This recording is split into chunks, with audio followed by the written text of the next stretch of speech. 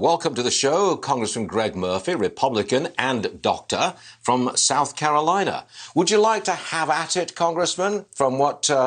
I'm sorry, South Carolina. I do apologize, sir. I apologize. Wrong state. North Carolina. Would you straighten it out for us, Greg? Which state? That's right. North Carolina. Thank you very much indeed. What's your response to Rachel Maddow? Well, poor Rachel. We have a saying in the South here. We say bless her heart. And what she's doing is why didn't she talk about all this during this past year when the Democrats were promoting violence, when they were promoting burning, they were promoting looting? We had a small criminal element that came and took over the Capitol building, and that criminal element is going to be prosecuted and prosecuted completely. But for her to tell the whole party that we're in disarray and that we're the party of violence is just literally absurd. She has no credibility whatsoever. So bless her heart, as we say. Bless her heart. That's a remarkable expression. I'll use it myself one of these days. So now you're a doctor.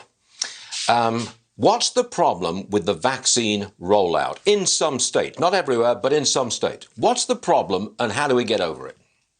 Well, I think there's several different layers of problems. One is expectation.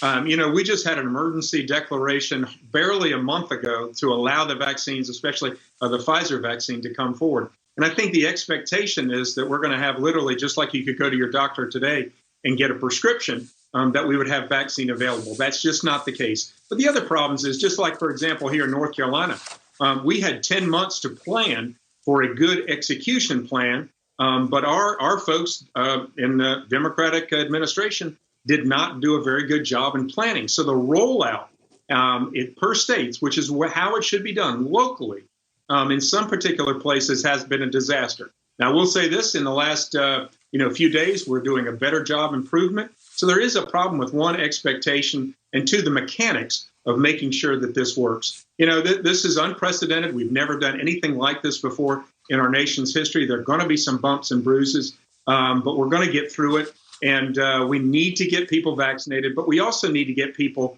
want to be vaccinated. And I think that's one of the challenges that we face in the next few months. Sure is. Congressman from North Carolina. I got that right. Thanks for joining us, Greg. I'm sorry it's so short, but we got some market action that just cannot be denied. Thank you, sir. See you again soon.